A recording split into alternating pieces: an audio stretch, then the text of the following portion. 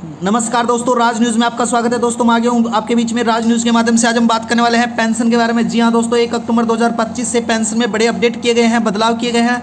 यानी कि पेंशन में 6 बड़े नियम लागू किए गए, उनके बारे में जानेंगे। यानी कि जीएसटी कटौती के बाद अब पेंशन में बम्पर बढ़ोतरी की जाएगी और कुछ नियम चेंज किए गए हैं। यानी कि दोस्तों पेंशन बढ़ोतरी में बड़ी खुशखबरी निकल के आई है। चाहे वो वृद्धावस्था हो, चाहे विधवा हो, चाहे वो दिव्यांग पेंशन हो, किसी भी प्रकार की अगर आप पेंशन लेते हैं तो आपके लिए बहुत ही अच्छी खबर निकल के आई है। यानी कि पेंशन अब 4,000 से लेकर 6,000 तक रुपए मिलने वाली है और उनकी नहीं मिलेगी पेंशन। यानी कि ऐसे कौन से पेंशनधारी है जिनकी पेंशन बंद हुई है, उसके बारे में विस्तार से जानने वाले हैं। संपूर्ण पेंशन के बारे में इस वीडियो के माध्यम से हम बात करने वाले हैं। वीडियो में बने रहना दोस्तों, राज न्यूज़ में बने रहना। चलो दोस्तों वीडियो स्टार्ट करते हैं। बता देते हो दोस्तों, सरकार ने किया बड़ा ऐलान। यानी कि वृद्धा, विधवा और दिव्यांग पेंशन में हुए बदलाव। यानी कि वृद्धा, विधवा और दिव्यांग पेंशन में बड़े बदलाव किए गए हैं, उनके बारे में विस्तार से हम जानने वाले हैं। प्रधानमंत्री द्वारा दोस्तों बता देता हूं, वृद्धा, विधवा और दिव्यांग पेंशन में बड़े बदलाव हुए हैं। आज की ताज़ा खबर के बारे में स्पष्ट रूप से हम समझने वाले हैं इस वीडियो के माध्यम से। वीडियो में बने रहना। जो किसी भी प्रकार के पेंशन लेते हो तो आपके लिए बेहद जरूरी सूचना है। आज के समय में जब महंगाई की लगातार बढ़ रही है, हर व्यक्ति चाहता है कि बुढ़ापे में आर्थिक कठिनाइयों का सामना न करना पड़े।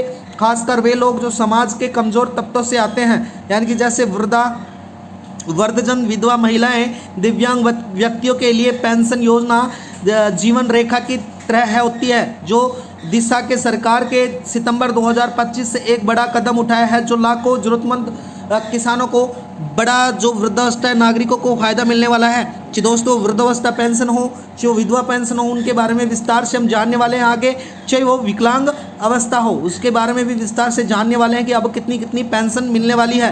पेंशन राशि में जो बड़ा इफाजा है उसके बारे में बात करेंगे। यानी कि पहले पेंशन राशि इतनी कम थी कि जो बुनियादी जरूरतों को पूरा करना मुश्किल हो जाता था। सरकार ने इस समस्या को समझाने हुए वृद्धावस्था, विधवा पेंशन का न्यूनतम मासिक राशि बढ़ाकर 4,000 रुपये कर दिया गया है। वहीं दिव्यांग व्यक्तियों के लिए रकम 6,000 से 10,000 रुपये तक के बीच में रखी जाएगी। यह बदलाव केवल पैसों का आंकड़ा नहीं है, बल्कि जरूरतमंदों को सम्मानजनक जीवन जीने का जो देने वाली सोच भी प्रतीक होती है। दोस्तों जितनी भी वृद्धावस्था है उनके लिए बड़ी पेंशन के साथ साथ ही तकनीकी से जुड़े पारदर्शी व्यवस्था भी सरकार द्वारा तय की गई है। यानी कि सरकार ने इस योजना को डिजिटल प्लेटफॉर्म से जोड़कर पारदर्शिता को बढ़ाने का फैसला लिया है। अब लाभार्थियों को सरकारी दफ्तरों के चक्कर नहीं लगाने होंगे, बजाय ऑनलाइन आवेदन की सुविधाएं भी मिलेगी। साथ ही समाज कल्याण विभाग की वेबसाइट पर घर बैठे आप दस्तावेज अपलोड भी कर सकेंगे। इसके साथ ही आवेदन स्थिति को जानकारी आसानी से देखी जा सकेगी। पेंशन की राशि सीधे आपके बैंक खाते में डीबीटी के माध्यम से डायरेक्ट बेनिफिट के सिस्टम से आपके खाते में डाली जाएगी, जिससे भ्रष्टाचार की संभावना भी दोस्तों खत्म हो जाएगी। चाहे वो विधवा पेंशन हो, चाहे वो वृद्धावस्था हो, चाहे वो विकलांग अवस्था हो, सारी पेंशन आपके डायरेक्ट खाते में डाली जाएंगी। सरकार द्वारा आवेदन के लिए योग्यता और जरूरी कागजात में भी बदलाव किया गया है, वो भी मैं आपको इस वीडियो के माध्यम से समझा देता हूं, तो वीडियो में बने रहना। दोस्तों बता देता हूं, यानी कि इस योजना का लाभ लेने के लिए आवेदनकर्ता के संबंधित राज्य के स्थायी निवास होना चाहिए। यानी कि आप जिस भी राज्य में रहते हैं उसका आपके पास स्थायी निवास होना चाहिए। इसके साथ ही गरीबी रेखा से नीचे जीवन यापन करने वाले परिवारों की सूची में होना चाहिए आपका नाम। यानी कि जो गरीबी रेखा की सूची में जो परिवार हैं उसमें आपका नाम होना चाहिए। आपको अगर पेंशन चाहिए, वृद्धावस्था पेंशन के लिए कम से कम आपकी 60 वर्ष उम्र होनी चाहिए। वहीं विधवा महिलाओं और दिव्यांग व्यक्तियों का प्रमाण पत्र प्रस्तुत होना चाहिए। यानी कि विधवाओं के लिए विधवा प्रमाण पत्र और दिव्यांग के लिए दिव्या प्रमाण पत्र भी होना जरूरी है। इसके साथ ही आवेदन के समय आपके पास Aadhaar card, ration card, bank passbook, उम्र का प्रमाण पत्र, पासपोर्ट साइज फोटो अनिवार्य है। खास बात ध्यान रखनी है कि आधार कार्ड आपके बैंक से लिंक होना जरूरी है, तो उसके माध्यम से इस कारण होना जरूरी है कि दोस्तों आप डीबीटी के माध्यम से डायरेक्ट बेनिफिट के माध्यम से आपको डायरेक्ट पैसे आपके खाते में सरकार द्वारा डाले जा सके। पेंशनधारियों को मिलने वाले फायदे, यानी कि अब जो पेंशनधारी है उनको क्या फायदा मिलेंगे, तो उसके अंतर्गत नई व्यवस्था में यानी कि नए नियमों के बाद सबसे बड़ा लाभ होगा कि पेंशनधारियों की आर्थिक सुरक्षा और आत्मनिर्भरता का जो एहसास होगा, समय पर मिलने वाली रकम को उनकी रोज़मर्रा की ज़रूरतों होंगी और दूसरे निर्भरताओं को घटेगी। डिजिटल जो प्रक्रिया के कारण आवेदन और सत्यापन आसान होगा, बिचौलियों का जो दखल खत्म हो जाएगा और ऑनलाइन जीवन प्रमाण पत्र केवल वास्तविक लाभार्थियों को योजना का लाभ मिलेगा। इसके साथ ही मैं बता देता हूँ, वृद्धावस्था जितनी भी पेंशन है उनके लिए बड़ी खबर निकल के आई है दोस्तों।